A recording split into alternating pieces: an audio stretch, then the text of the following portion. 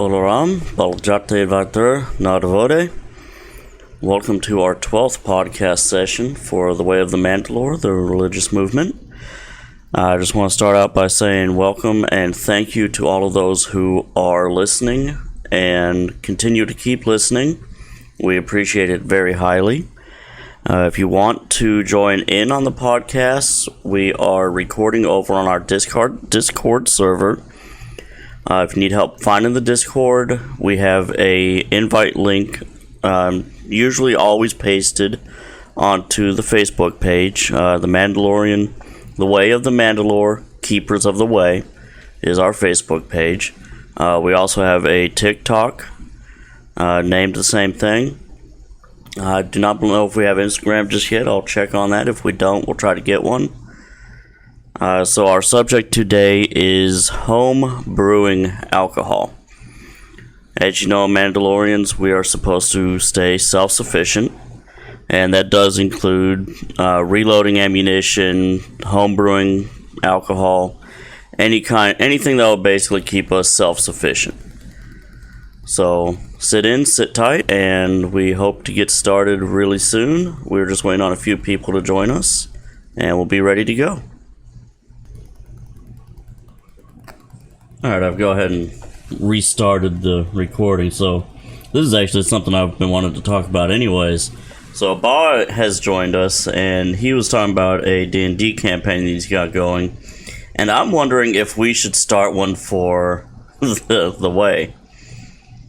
Have a Mandalorian-based D&D. Well, I mean, technically it wouldn't be D&D, as there is a Star Wars role-playing game. I don't know what edition it's in. I haven't checked into it anytime recently, but there is a Star Wars role-playing game. So it would not be D&D specifically. Correct, but it'd be on the Roll20, on the D20 principle, you know? Yeah. Okay.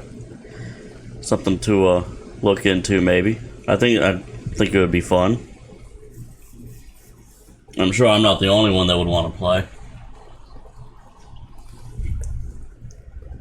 So let's see. Most of it was Empire, or the time of the Empire base, if I remember correctly.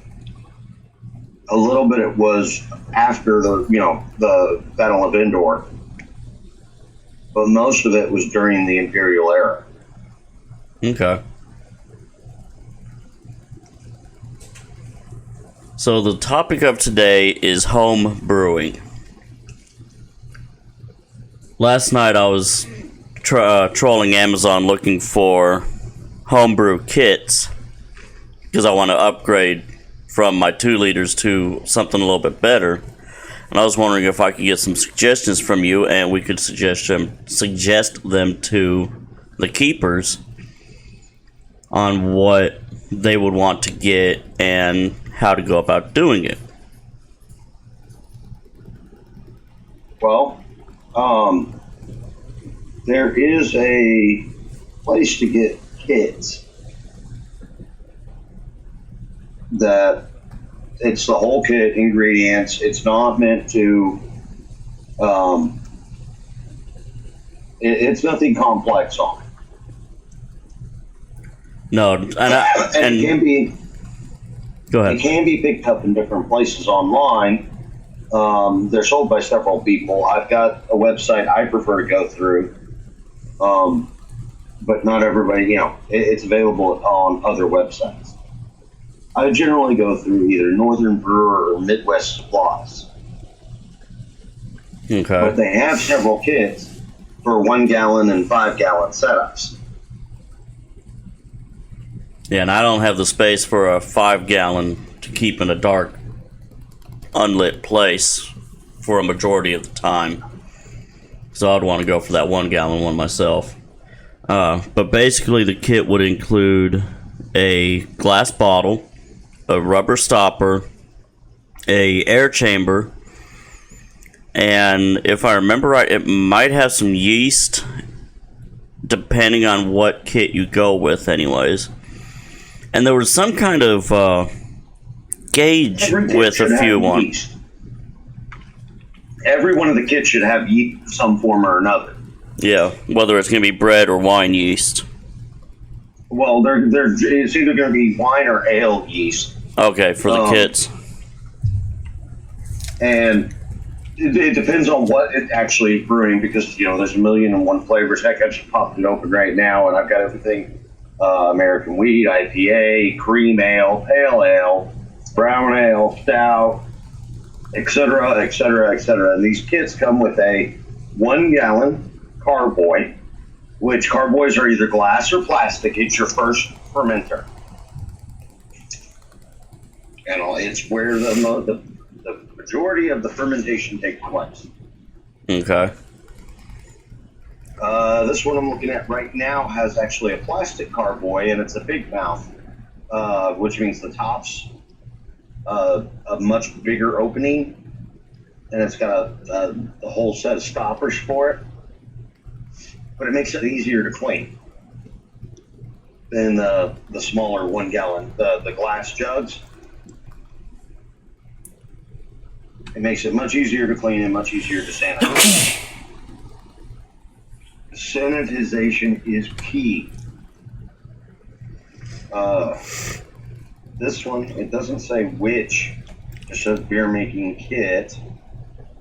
Siphonless fermenter, lid and airlock, recipe kit ingredients, a no rinse cleanser, complete instructions.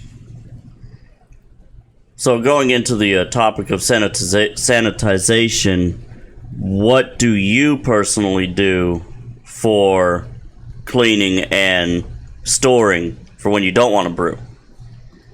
Okay, so at every point, every stage before it gets used, like I just finished sanitizing my 5-gallon, my big mouth bubbler, and my stock pot for the brew that I'm doing today. I just finished sanitizing it, and I'm letting it air dry right now. But at every stage, when it's empty, I wash my equipment, wash my stuff. I use just regular Dawn dish detergent and thoroughly wash out my carboy when I empty it.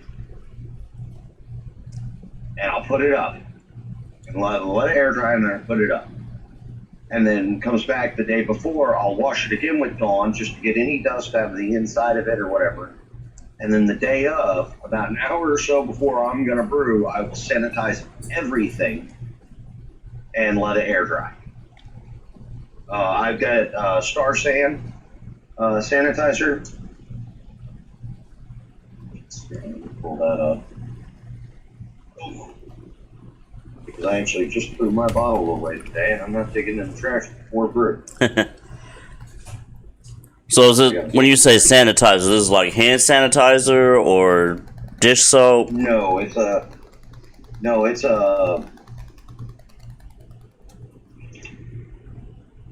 is not hand sanitizer. It's not dish soap. They are not going to do the job. It's a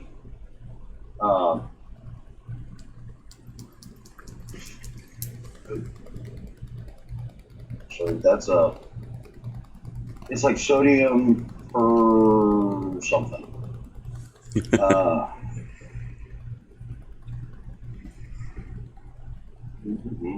1 ounce of Star San, 5 gallons of water.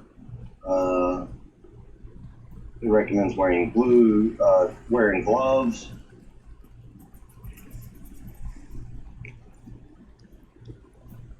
It is a acid sanitizer for surface sanitation. Okay. It's the same. It's very similar to the sanitizer used in commercial dishwashers, especially in the medical cafeterias and such, where it's added to the water after the wash cycle, during the rinse cycle.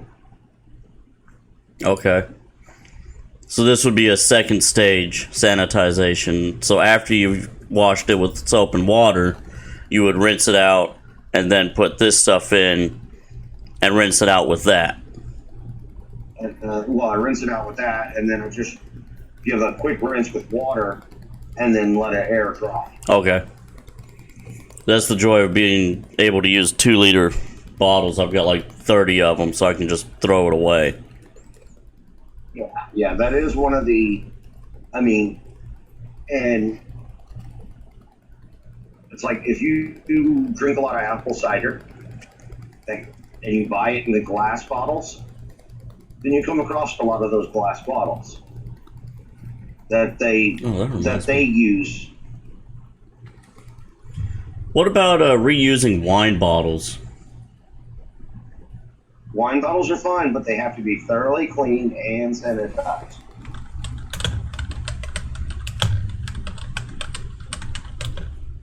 Yeah, I'm asking a family member if she wouldn't mind saving some of her wine bottles. Sodium metabisulfite. When she does drink them.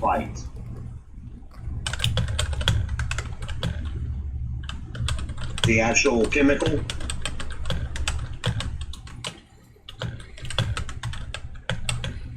And I'm sorry. It's an antimicrobial. Prevents wild yeast, bacteria, and oxidation in wine by using it as a sanitation. It's 2 ounces per gallon of water.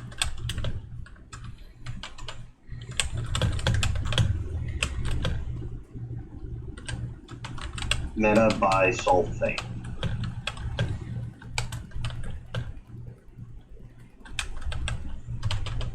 Alright, now let's get into the actual brewing steps. So, something I've noticed online versus what the initial instructions you gave for me was... Well, remember, the initial instructions I gave for you was what I called dorm room me. You know, I mean, it was quick. It was quick, simple, and cheap and easy to do, and real. I mean, it's something every college kid should learn their first year. Every freshman year, every college kid should learn how to make some sort of brew on their own. It'll save them money for the next 3 years. Yeah, so I'm using 2-liter reused Sam's Cola bottles because I haven't gone out and gotten an actual glass kit yet, which I think I might start looking into really soon, which is what brought up me wanting to do this topic today. Because I know there's others out there who want to or are doing it and might want to look into upgrading or changing some of their processes. Let's start the process a little earlier than that. Before the fermenter. The tub. Your pot for brewing. Yeah.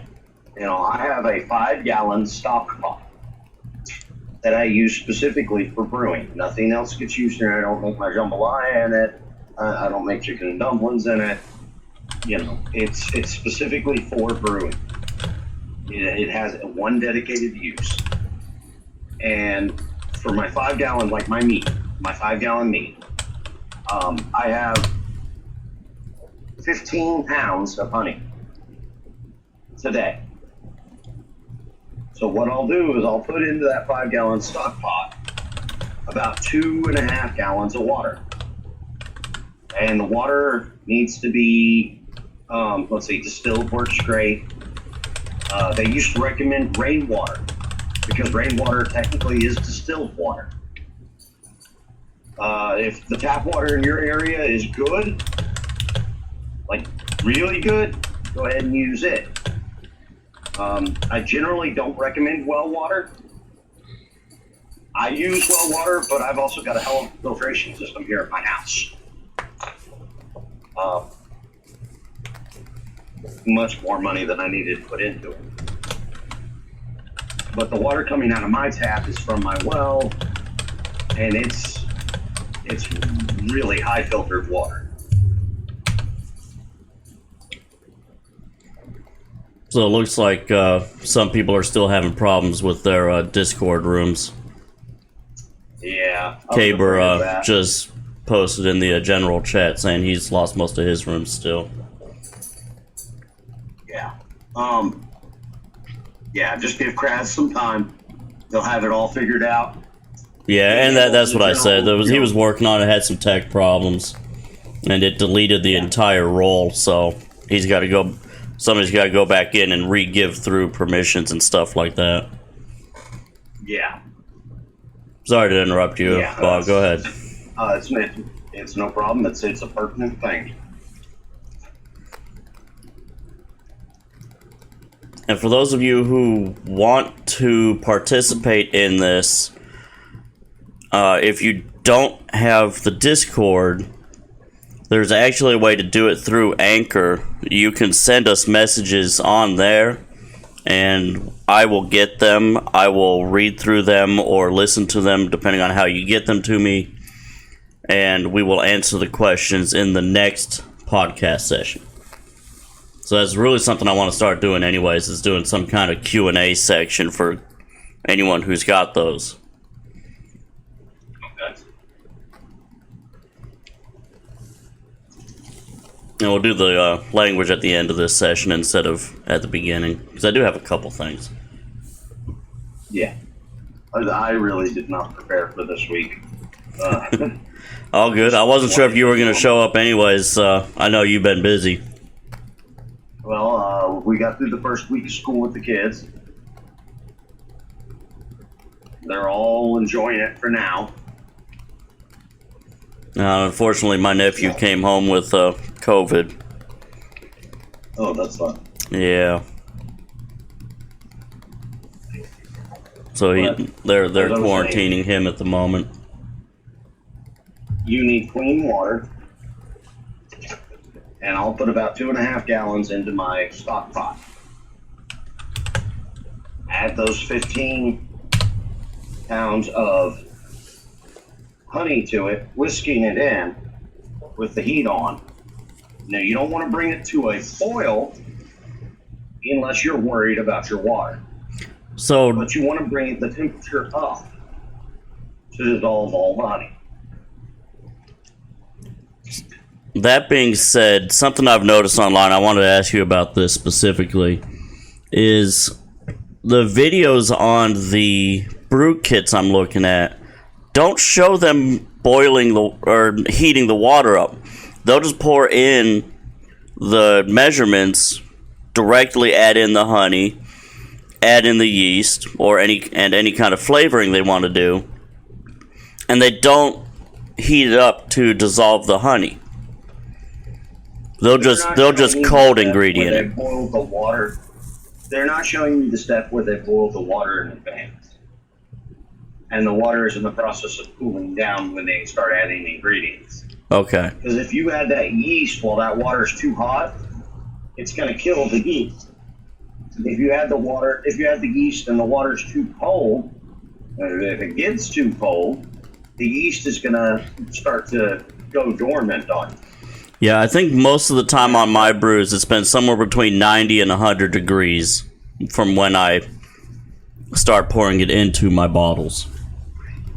Now, I've heard a couple of different things about the ideal temperature to brew at. And they range, a couple of things I've heard, they've ranged from around 75 all the way up to 105. I think mine's maintained around 85, 90. I'll just check my thermostat in that room again. Yeah, I think my apartment, I usually try to keep it around 75 to 78. I do have a dedicated brew room. Well, I say dedicated brew room. I have a room that we don't use for living in. We don't hang out in it. It's got space. It's a utility room, and that's what I leave my fermenters at. It's fairly small and easy to climate control, but I've maintained it around 85, 90.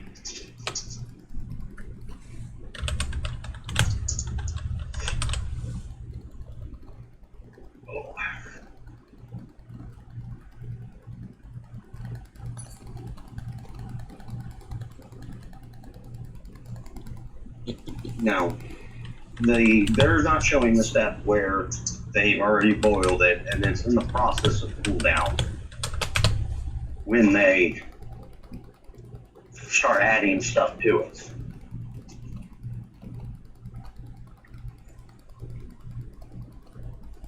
All right. I just thought I'd ask about that because I was like, I specifically remember him saying I have to near boil this water. Yeah. I generally bring it up to near boiling before I start adding anything to it. And then after my honey's all mixed in, I will bring the temperature, let the temperature come back down. Kind of like with beer, there's a wort chiller. You know, you let your wort chill. You could do an ice bath, you could do a dedicated wort chiller, which isn't much different than the condensate line for moonshine. You know, it goes through and it's surrounded by cold stuff and it slowly, quickly chills it down.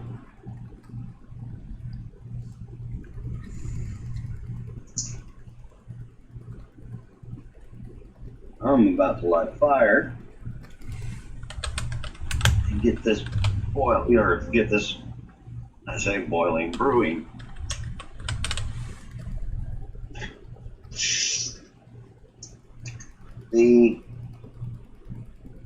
A lot of the methods that I use are just simplicity's sake, but you still got to watch for cleanliness. You still have to keep an eye on temperatures. I mean, making meat is not something that's very hard. Not at all. It's okay. From the history of it, traditionally, almost every farm that had bees or access to bees would make their own meat. And I mean, Middle Ages, it was the little guys making all this stuff. It's not, a long chemical process. It's something that the farmers would do when they weren't actually in the fields.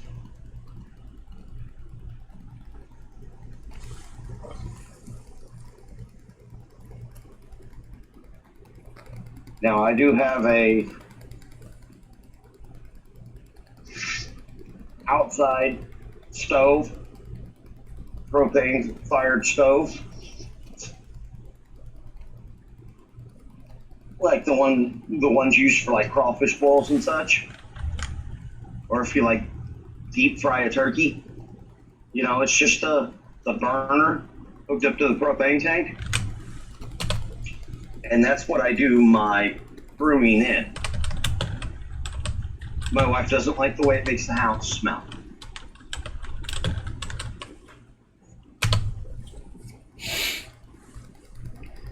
Okay, so I haven't noticed the smell. What are you talking about now? I haven't noticed the smell either, but my wife swears it has the smell and she doesn't like the way it makes the house smell. I mean, it just smells like honey to me. I thought the same thing too. But, my wife she's always been real sensitive to smells.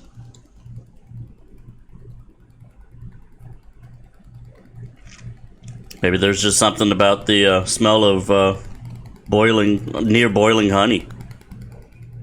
I don't know. I'm guessing. But, so I do mine outside because, happy wife, happy life. Oh yeah, you gotta keep her happy. Happy spouse, happy house.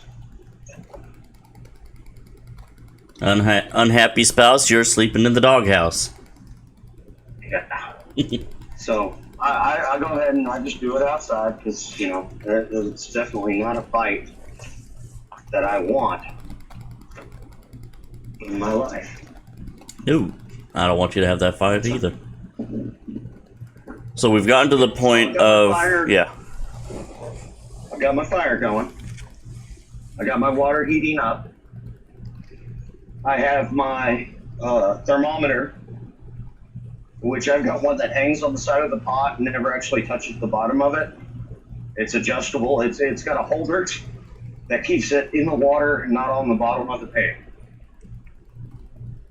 Because the bottom of the pan will generally be hotter than the water above it. So I've got my thermostat or thermometer set up, and I'm just going to bring it up a little bit short of boiling. If I start to see the bubbles forming on the bottom of it, but I want to make sure it's at least like 160, 170 degrees. I think that's about what I get to mine too. Right when the bubbles start to come up is when I'll. And what I do there is I leave it on the burner, but I cut the flame off. I turn, disconnect my fuel tube. Yeah, and that's what I do. And it'll still retain some of that heat that's in the burner itself while I'm dissolving the honey. So the honey isn't bringing the temperature down too much. Now, I do want to let it get down to about 100 before I add my yeast in. And that's simply because I don't want to kill my yeast.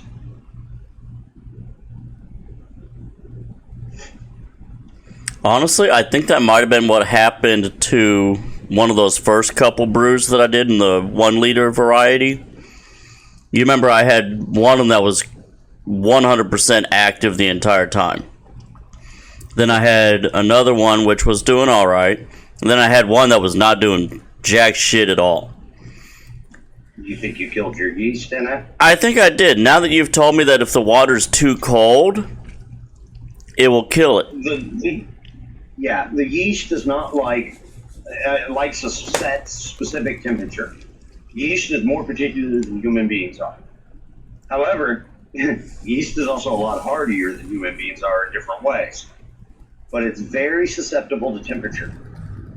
So what I had done was, while the water was boiling, I had added in the water to the 2 liters, and I added the yeast into that, and just kind of stirred it up, shook it up, before I tossed in the honey and water.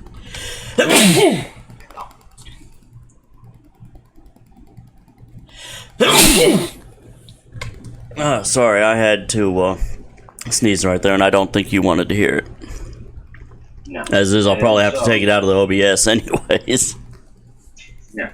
It's going to take a few minutes to get the 2.5, 3 gallons of water up to temperature anyways. Right now, it's a little bit of a waiting game. Yeah. That's why I like doing it in 1 and 2 liter increments. Doesn't take as much time to heat that water up. Well, even with me sharing with my friends, I can do about the 5 gallons a month. And towards the end of my brew cycle, or towards the end of my cycle, when I'm getting ready to brew again, I'll go to my oldest batch and start giving them some away.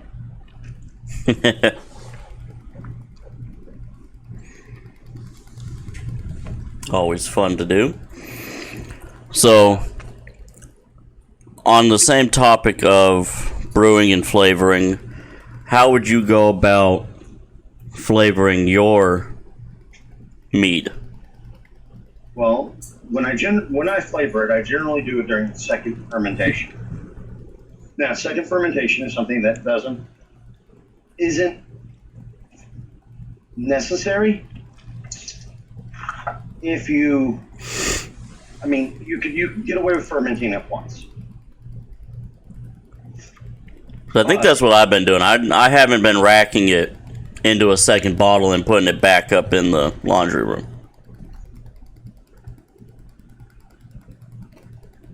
Yeah.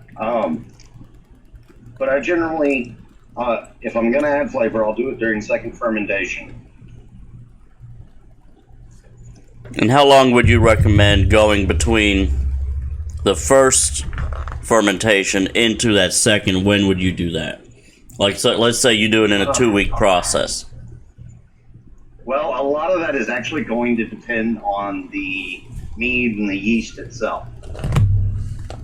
Now, as long as it is fermenting, let it go. I've had it continue to ferment for a month or two in the first fermentation, and I just let it go.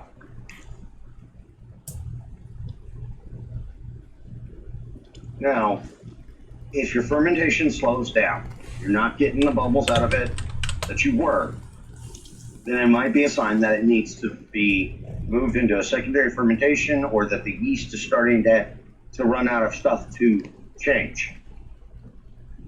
A lot of places will add a booster into their fermentation of mead by using raisins. I did see that, actually. It gives the yeast something to eat. It gives the yeast something to eat. It helps adjust the pH level of it so that the yeast aren't drowning in their own waste, alcohol. And it does not affect the flavor.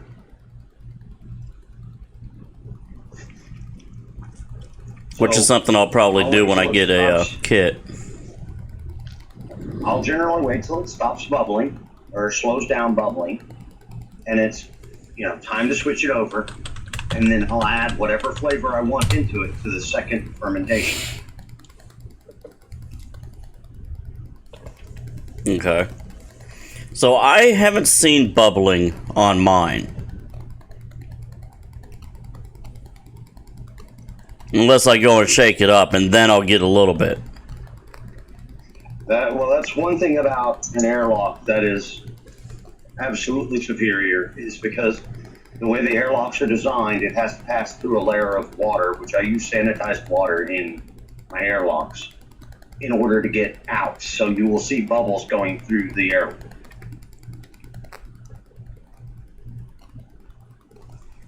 Okay. I'm actually going to be the first one to share a picture in here. Oh, did you make a brewing channel? No, the Mando'a voice channel, one for the chat we're on, has a way to send text or messages in it. Oh, okay. I figured you would just put it in the vet Curvantine. Yeah, I can do that too. That won't hurt a bit. I mean, that is where this belongs to, because that's farming and I can't remember. I don't know if I ever knew what Curvantine. Let's look that one up real quick.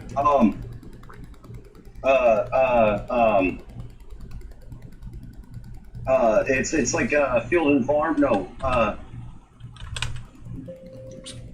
plains and fields. We did translate it at some point. Yeah, I figured y'all had. No, it's probably up near the beginning. It says for discussions of farming, horticulture, and husbandry. I know vet is farming, so the Curvantine is probably husbandry. Yeah, probably. But I know that's generally where we put our. It screamed at me, that old magazine. What was it, Field and Stream? Nice. And it's not, stream, but that's what it, hit in my head was, okay, this is the Mando'a version of Field and Stream. Yeah.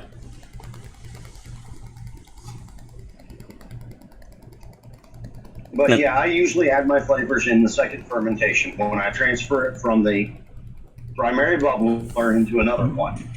Excuse me. And like I said, when I do the 5 gallons, and I'm doing them about once a month, and I'll let it go until it decides it's done.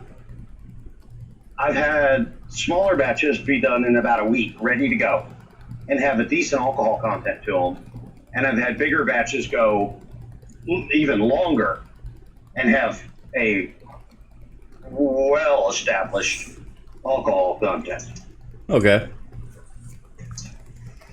Now, speaking of alcohol content, something I've seen online, this is anywhere from 11 to 12% content. Pretty standard, 11 to 12. It is easy to get it up to around 20.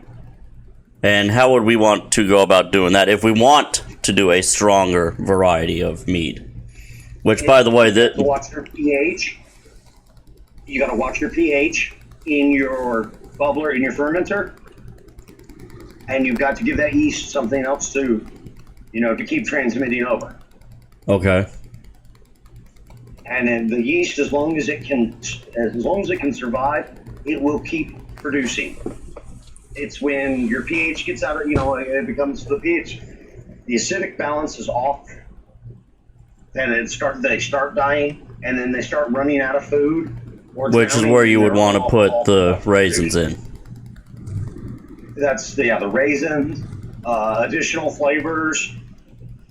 Now, you can also jack honey.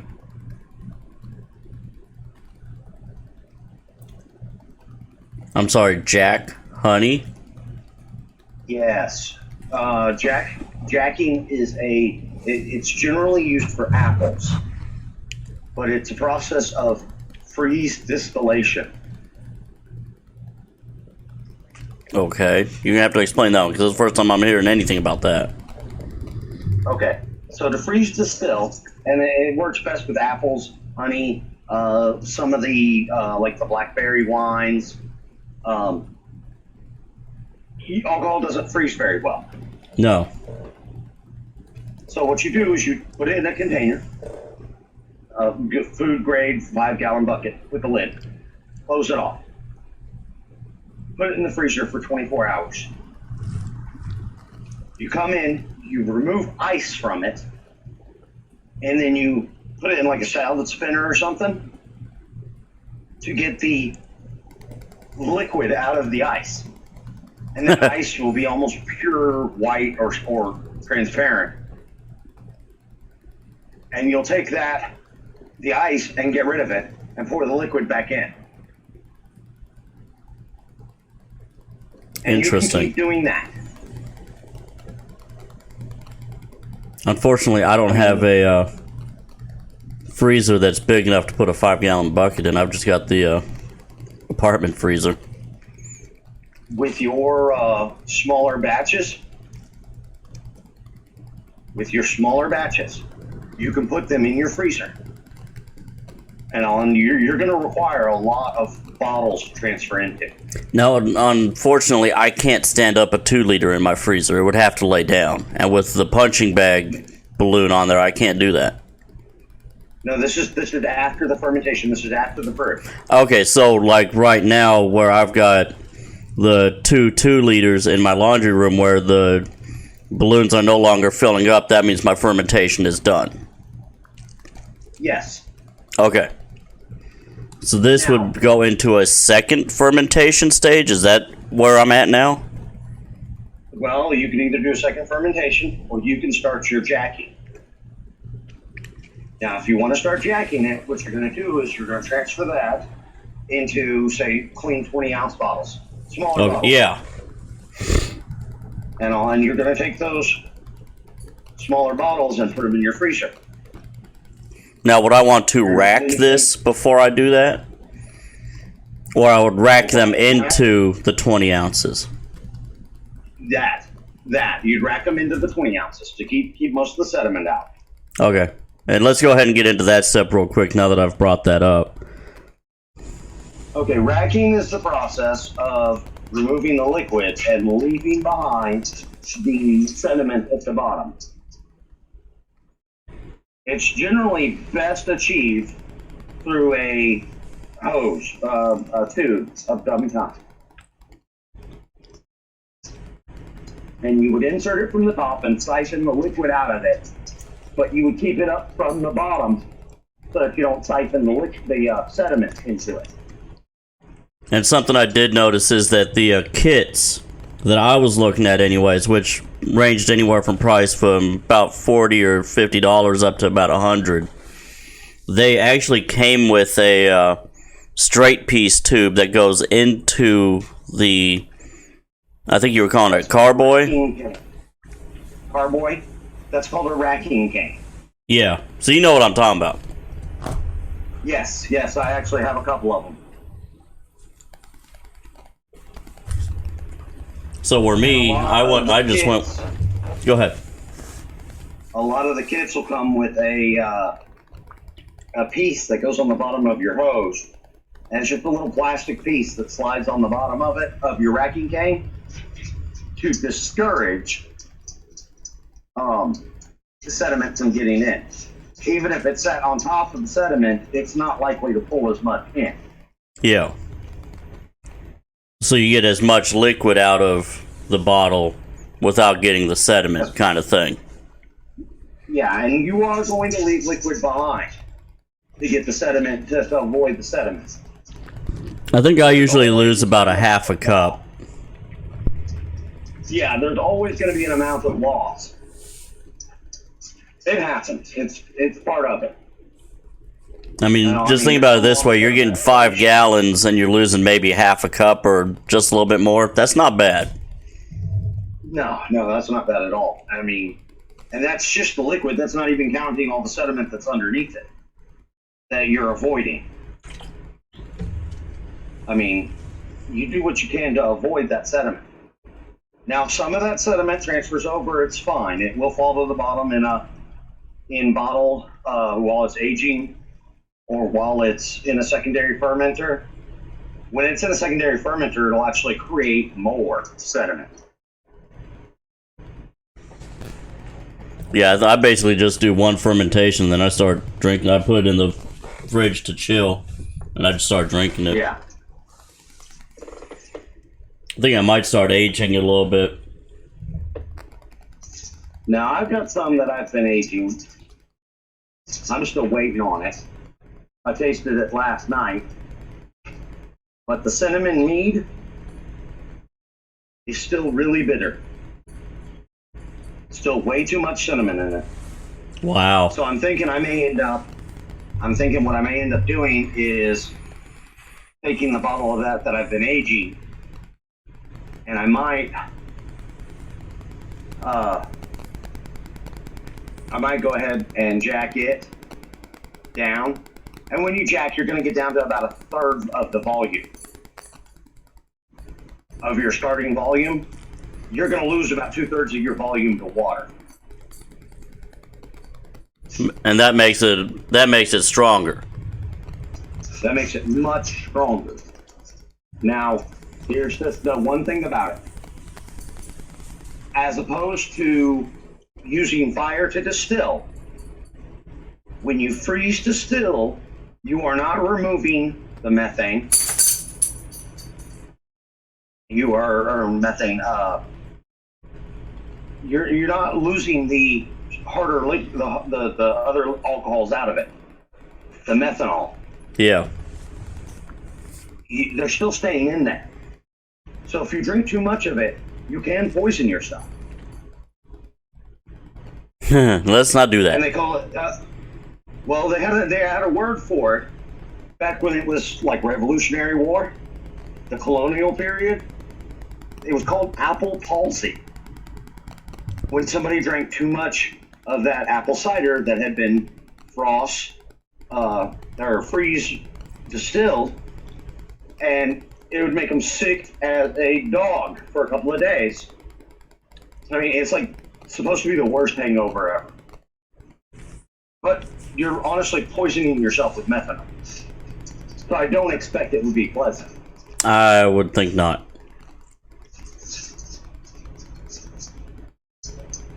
Now, the honey jack, that's the actual term that they use for it. When you jack the honey, they call it honey jack. Real simple, real easy. It's best used as a field expedient situation. Because, you can carry 16 ounces of mead and drink it in a night. You can carry 16 ounces of honey jack and take an ounce of honey jack mixed with a little water, and it'll feel the same as if you had 16 ounces of meat. Mix it with water, mix it with juice, mix it with whatever you want. You said it's basically making a concentrate of it. That's exactly what it's doing. It's making a concentrate by removing the water. So you said they would carry around a 16-ounce, basically canteen I'm saying, of honey wine. But you think about the hip flask. Yeah. You know, an old-fashioned hip flask. If you have a hip flask full of the honey jack, you could add a little bit to your coffee cup. You get some honey flavor in there and get a little bit of booze in there. But it'll last you a whole lot longer than that hip flask full of mead, which you could probably sit down and drink in one sitting. Probably. You know?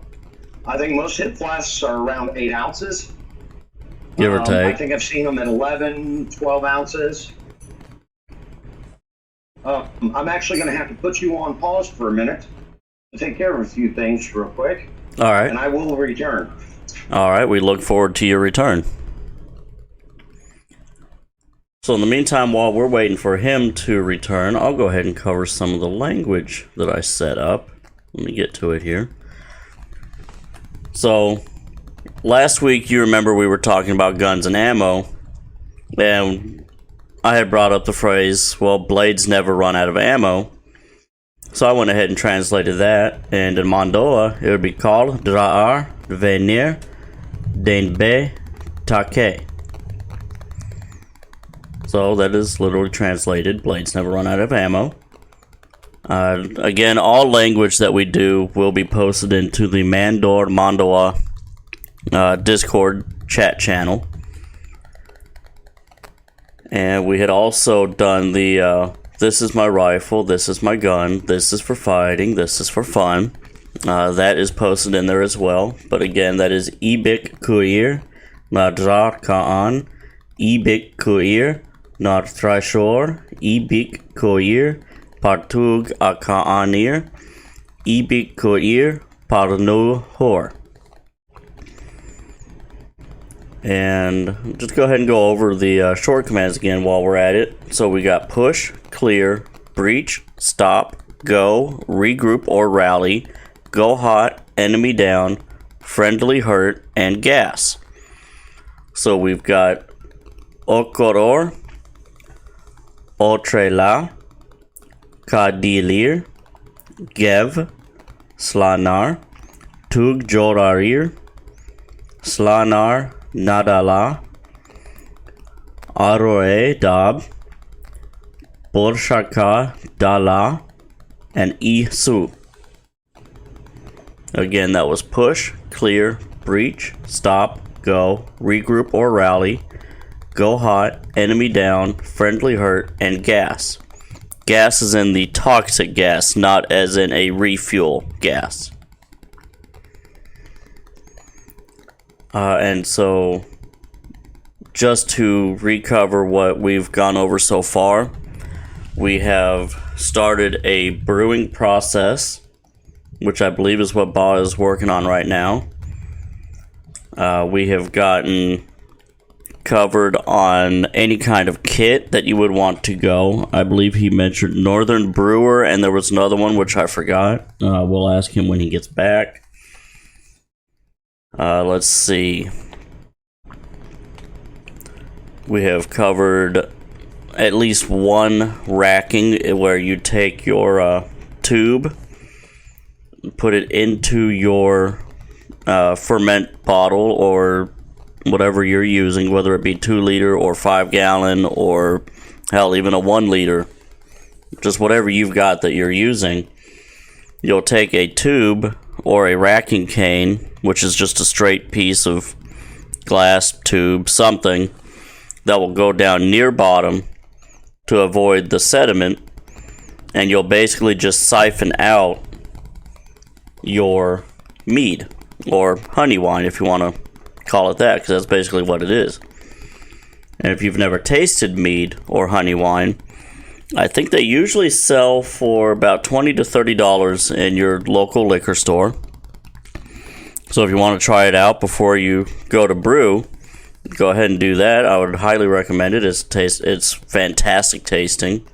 I actually had my family try some last Sunday, I think it was. I brought a 1 liter.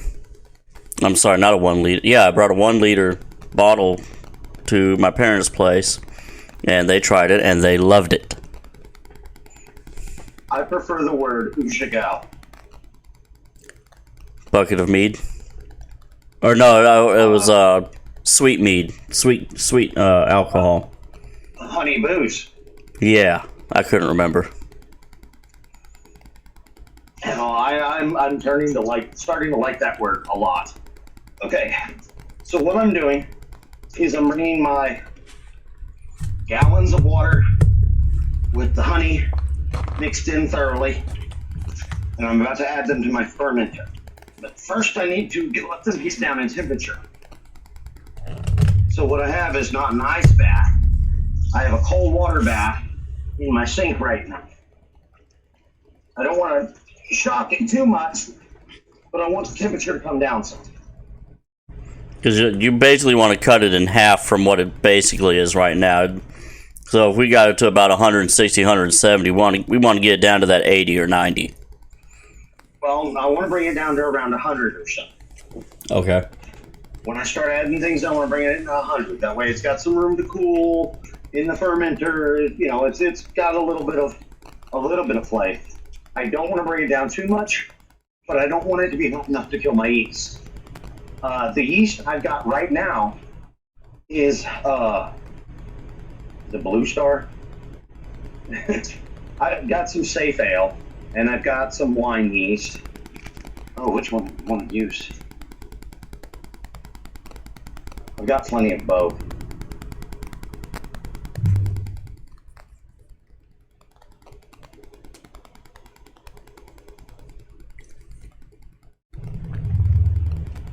I think I'm going to use some Red Star. And this is simply wine yeast. There's nothing special about it, simply wine yeast. Now, here's the thing. Yeast has a lot of effect on a lot of things. But regardless of what type of yeast you use, it will create alcohol. Some yeasts, like the ale yeast, is not as tolerant to its own alcohol and the pH changes as it's producing, and it will die sooner. There are ale yeasts that are designed to float on top of it, and there are beer yeasts that are designed to float in the bottom of it. There are wine yeasts that are designed to do both of the same. Wine yeast generally has a stronger tolerance for its own alcohol.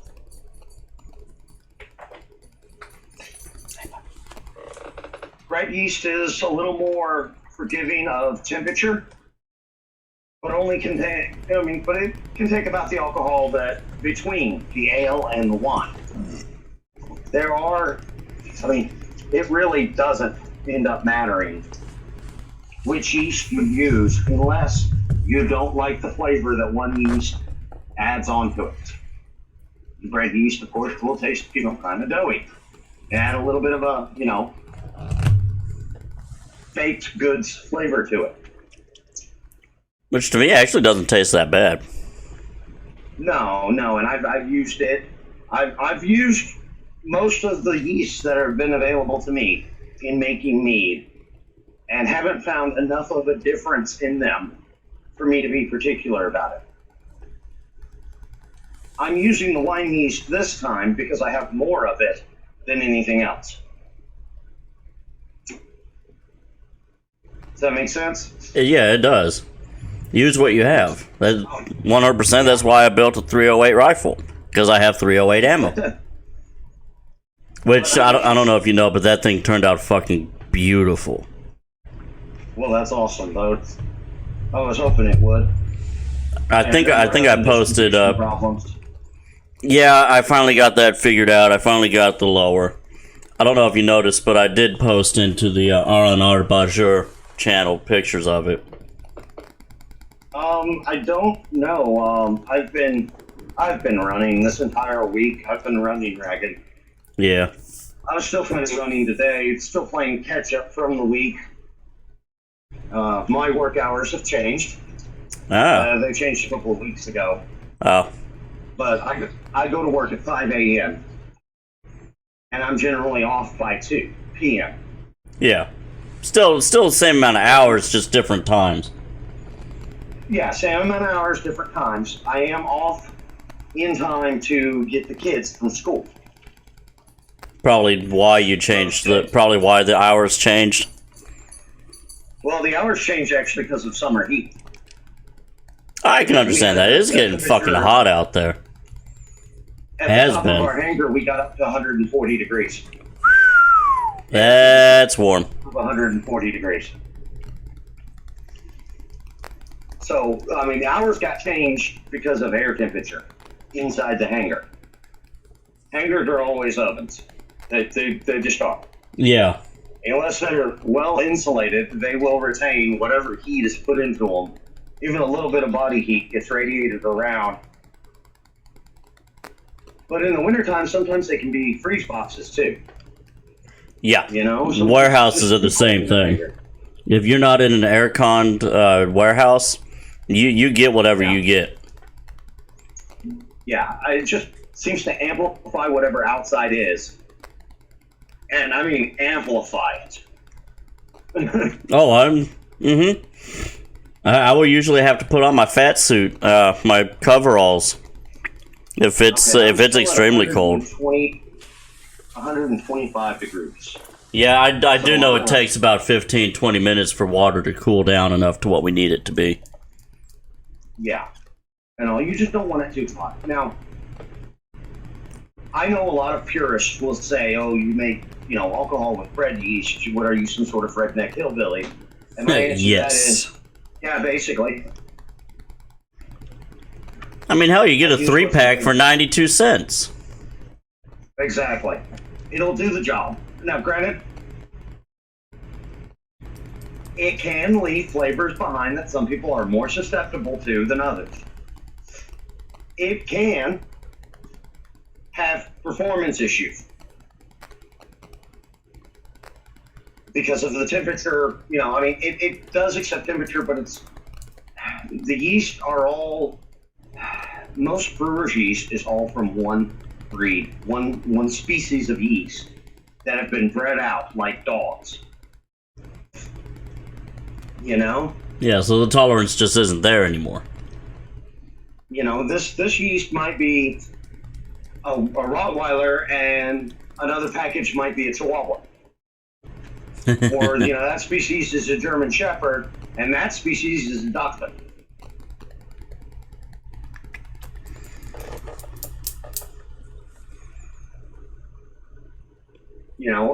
All the yeasts originated from the same basic species with a lot of regional differences in them. Because the yeast that most wine users use when they were doing traditional winemaking was the yeast that naturally grew on the yeast on the grape itself. Yeah. On the skins of the grape. Now, advances in microbiology, we know more about it now than we ever have before. Used to be, if you left out in the sun, it would change. Then nobody knew why. The sun changed it. There's actually some old fairy tales about that same thing. I want to say one of the Tales of Sinbad the Sailor. One of his voyages, he had like an old man that had crawl on his back and wouldn't let go. So he made wine over the course of one day by squeezing grape into a shell, like a conch shell, and got the man drunk enough to slide off of his back because he left it out in the sun. They didn't know. They used, it's just something that... Yeah. Now we know to not leave it out in the sun.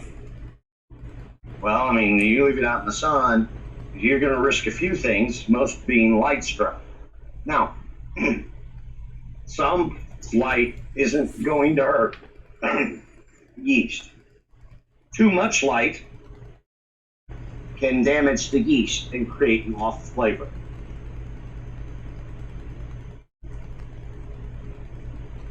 Yeast like a warm, dark environment. which is why I've got it in my laundry room, because that's the darkest place I have in my apartment. They have covers built, just thick cloth covers. I started with pillowcases, and basically it's a quilt that goes around my carboy, my 5-gallon carboy. Okay. That the airlock sticks out of the top of, and I basically have a quilt that I slide over the whole thing to block light.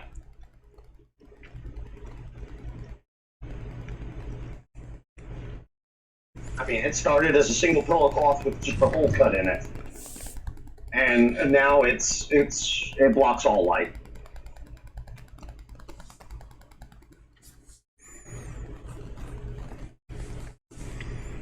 So let's see.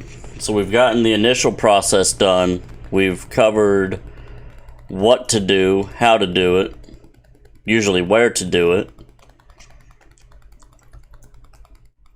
What else is there? There's the actual pitching the yeast. Pitching the yeast. That's go ahead and go over that then. Okay, so once the meat is down to temperature, you're going to add it into your carboy. Once there's a term for it, once the must, because the meat water mixture is called must, MUST. Once it's down to the temperature you want, you're going to take your carboy and you're going to add some liquid to the bottom of it. I've got about a gallon of it in there. It's also going to help bring that temperature down a little bit. And then you're going to pour it into your carboy, or siphon into your carboy, however you need to do it to avoid making a mess. Since I've got the big mouths, I can actually pour. Some people use funnels, some people use tubing. It really is a matter of what works for you.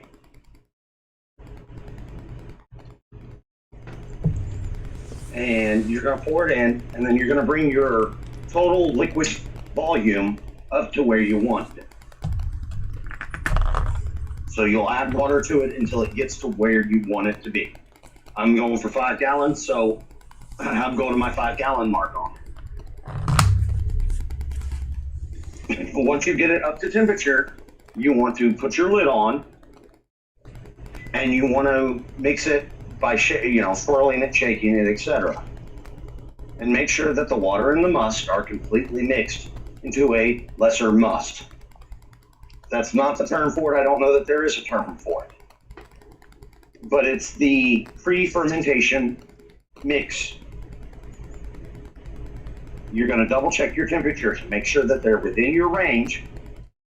And you're going to put your yeast in, dump your yeast in from the top. You're going to put that lid back on, and you are going to vigorously shake it around to get it mixed up. To get that yeast all wet and in the liquid.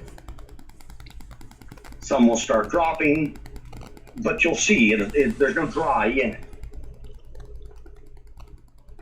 At that point, you're going to cap it with your airlock, whatever form of airlock you're using, whether it's the bottles because, dorm room, or if you've got an actual, like I've got a double bubbler, it's a 2-stage airlock. It's got 2 different chambers that it's got to pass through to get out. They make these things as complex or as simple as you like, and it'll go into what's called, well, I don't know what it's called with these. It was called a bung when I worked in the oil field, B-U-N-G, bung. And it was just the plug that went into a barrel. So you'll have a plug that goes into that lid that the airlock goes into. Some of them have screw tops. I've seen that. A lot of the 1-gallons have screw tops that the airlock sits into. And see, me personally, I think I would want to go with that, because for some reason I just fear that bung would come out of the hole. And yes, I realize I just said bung hole. Yeah, I think that's why we called it that in the oil field. I am currently pouring my must into the ferment. And that's the honey water mix, right? That's the heated honey water mix.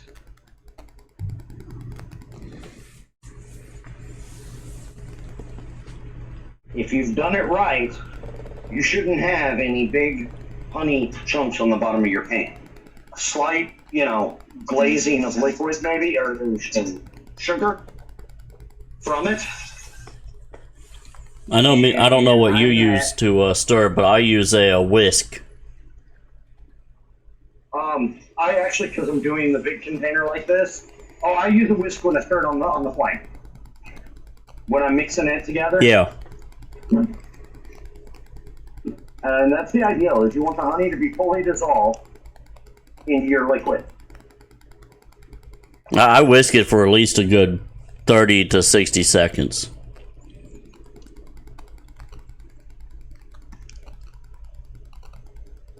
I whisk it until I feel no resistance whatsoever.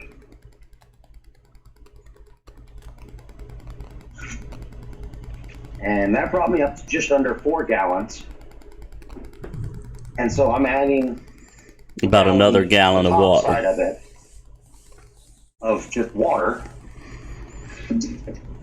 And what kind of water are you using this time? Are you using the sparkling, or are you going with just regular distilled? I'm actually using that multi-filtered water that I've got from my tap. Okay. I don't recommend tap water for most people, but I know my system. I know that my system is cleaner than most bottled water.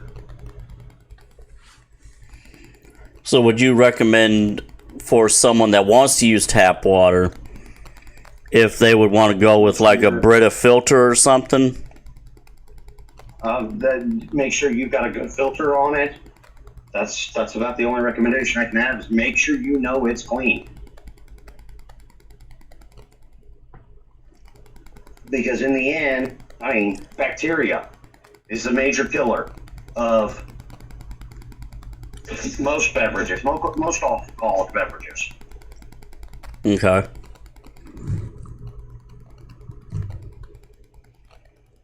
Bacteria is very bad because it likes the same environment that the yeast does.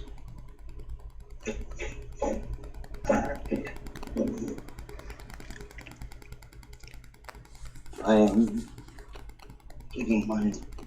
All right, checking the temperature once again. I'm at 102. So I'm going to go ahead and pitch my yeast into that 102 degree. So you recommend putting the yeast in last, not in between putting a little bit of water in and then putting the must in, the mixture. Right. And I do that because I want to make sure that the temperature is right. Okay. And I want all my stuff added to it before I add my yeast. That way I know my temperature is right. And I'm not going to kill my yeast. I'm not going to hurt my yeast at all. That's my thought process on it. I mean, it's a good thought process. Yeah. I mean, I do everything, almost everything in consideration of what's going to do to my yeast in the end. Not everything, but most of it. How's this going to affect my yeast? How's this going to affect my yeast? And I hadn't been thought about that at all. That's just one of the things that, you get a few failed batches in and you start thinking about different things on it. How could I have done this? How could I have done that? I don't think, personally, I don't think I've had a failed batch. Because everything has still had a good taste to it. I have had some failed batches. I mean, like very bad failed batches.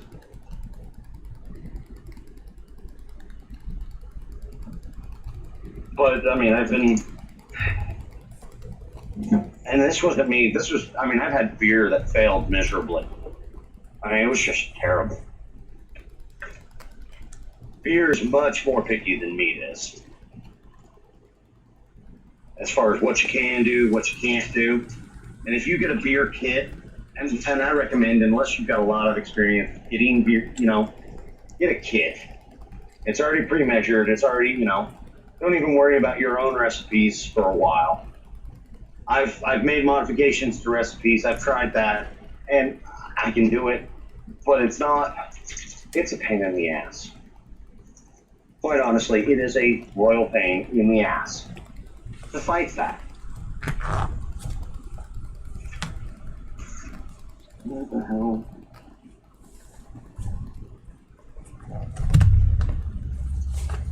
So I generally do off the tits for my beer, or I get the simpler recipes online for my beer. And the first thing I check on those recipes is if they say this is an expert recipe, or a master recipe or anything like that, or if they say this is a beginner recipe. If they say it's a beginner recipe, I generally go for it. Okay. If they say it's an expert recipe, I look through their steps of, for it. What they say you got to do to produce it. And if it's too complex, I'm just going to pass it by. Because it's not worth the fight for me. And I think that's the best advice I can give. If it doesn't feel like it's worth the fight, it probably isn't.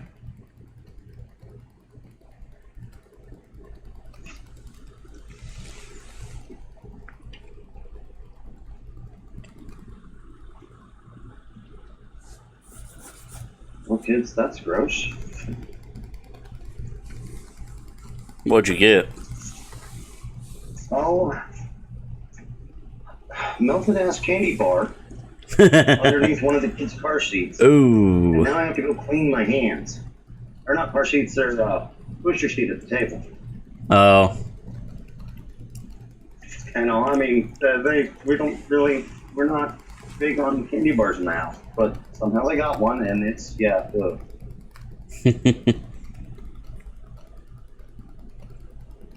They probably forgot they put it there and while they were sitting on it. Probably. It's all mashed in with the cover for it. I'm gonna have to take that apart and probably take it outside and spray it down.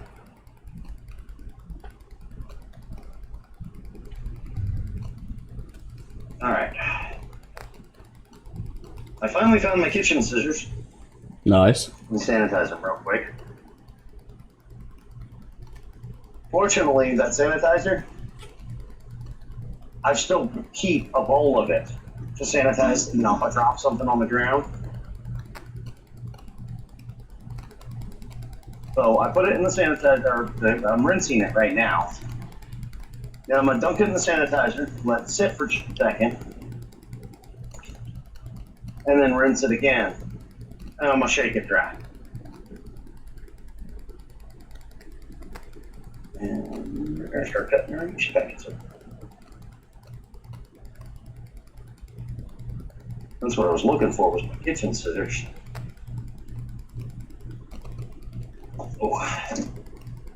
Now, a lot of these packets will tell you, you'll have to look and see how much of the packet you need for what you're making.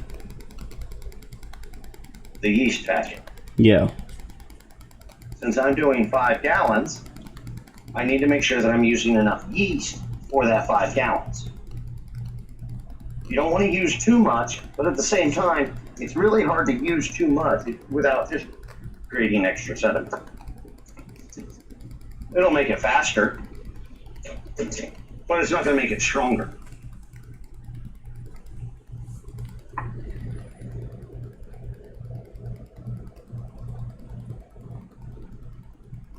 All right, yeast has been pitched. Ooh. And everyone. Now that thing of sanitizer that I had, the bowl, I'll generally fill my airlock out of it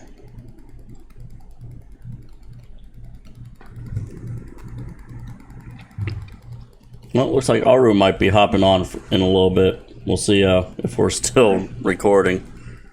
We're at about an hour at the moment. Oh, yeah, hour yeah. 15. This is the process. Yeah. But yeah, I'll generally use my sanitizer in my airlock. And that's just to give it an extra microbial boost. And you're instead of using water, you're using sanitizer? Yeah, well, I mean, it's the sanitizer dissolved. Okay. That sanitizer is a powdered form. Ah. And so I will dissolve the powder into water. And it's like 2 ounces per gallon. Yikes. Yeah. It's a pretty good stuff. If you don't mind, put links and or descriptions into the Field and Streams channel. Yeah. So that way anybody who wants to get all this stuff will know what to get. Yeah, no problem. And or also your steps and instructions for brewing. Yeah. Now, the hard part is actually moving your convoy to its final resting place. Yeah, I can hear that. Sounds like you're struggling a little. Well, if you think about it, 5 gallons of water. It's about 40 pounds. 40 pounds. It's about 8. What, about 8 pound? About 8 pounds to a gallon. Yeah. Now, here's the thing that a lot of the serious brewers and serious home brewers will not like. I never once checked my gravity. Not with the meat. I can't say I have either.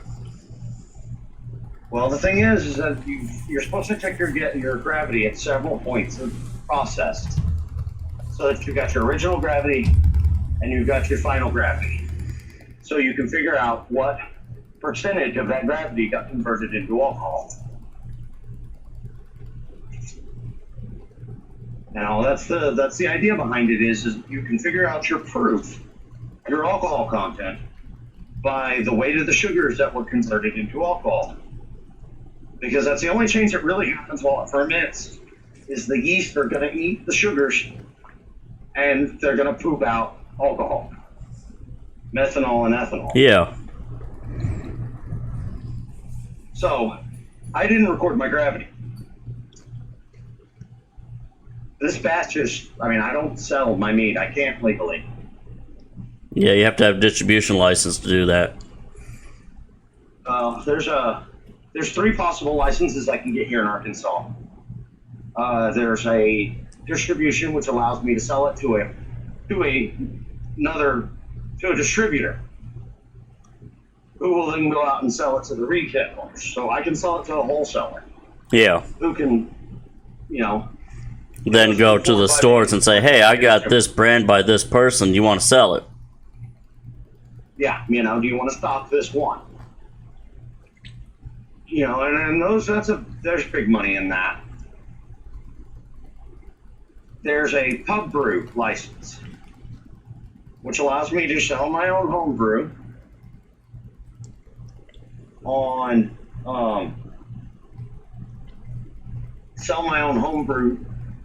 at a restaurant. But the majority of my production there has to be food.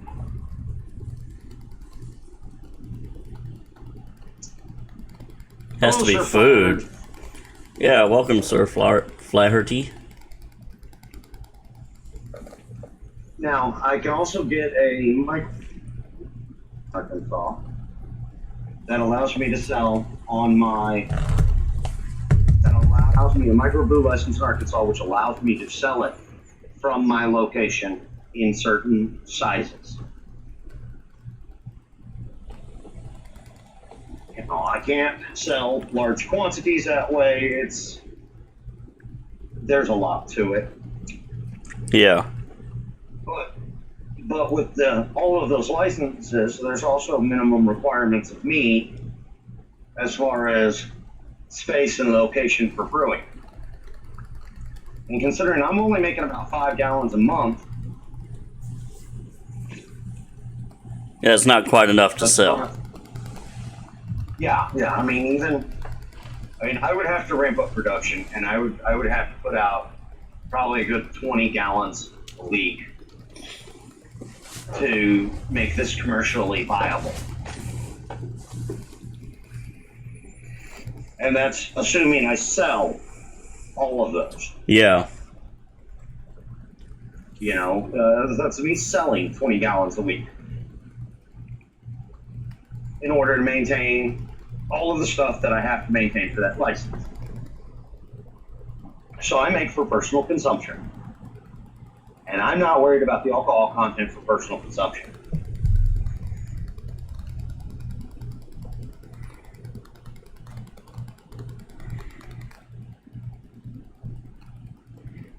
So I rarely check the gravity on I have the hygrometer to check my gravity, but I rarely check it on my meter.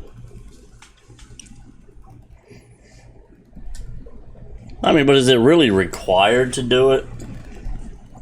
No, but if you're doing it for a commercial, Then yeah. then you have to be able to tell them. I mean, if you notice, like even on the side of a beer can, 5%, 5.5% volume per alcohol. Yeah. Per volume. Alcohol content. Mm-hmm. I have to be able to sell it commercially. I would have to be able to have my alcohol content listed on the container. Okay. As well as a bunch of other little details on it, you know, ingredients, etc.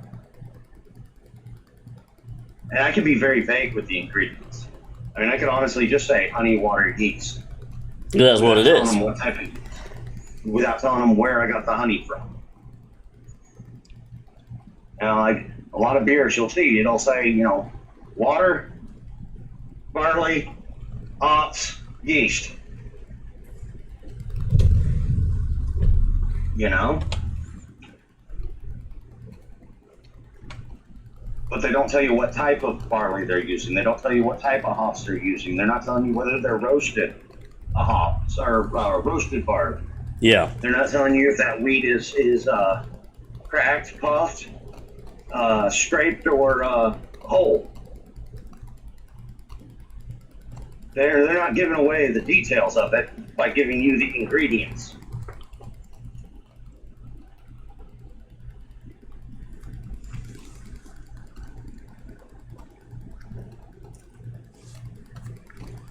But yeah, it was I want to say it was Midwest Brewer and Northern.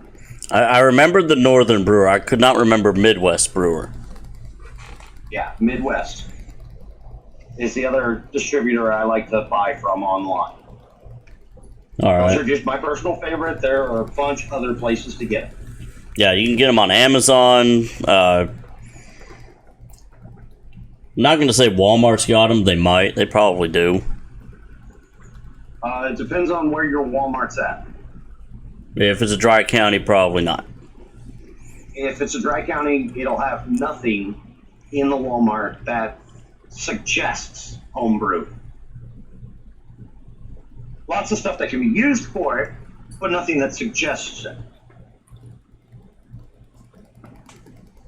However, most major cities have a homebrew supply store where you can go in person.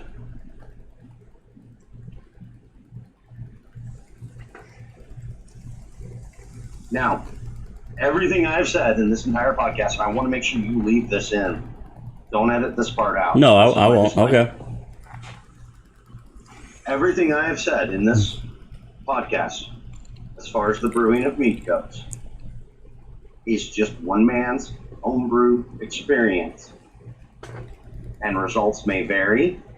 Results will vary. And results will vary. Because, I mean, heck, I can get 2 different types of honey and the results will vary even on the same process. you know. And between different people. And Because your steps were different than what I did. yeah. And so it's something that it's a good thing to learn, but by no means take anything I said as gospel. For one, we don't have gospel, so. Research. Everything I've said is available somewhere online. And we'll have it available in the Vet at Coventine channel as well. Yeah, I'll get all the links I've got and the pictures of the products and stuff thrown in there. Yeah, and I will get those pinned in there as soon as you do. Or you can't do it, don't matter. Yeah. It's... Used to talking to Aru in here, so I forgot that you can pin stuff. Yeah.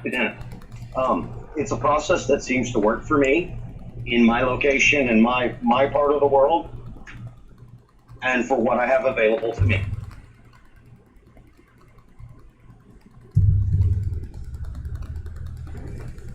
All right, so all that being said, we thank everybody who has listened to this. We look forward to any comments or questions that come up from this. And I'll try to think of other subjects for us to do, like make this a subject-based podcast instead of just going and chatting about all sorts of non-shit that we do. And we will see y'all next week.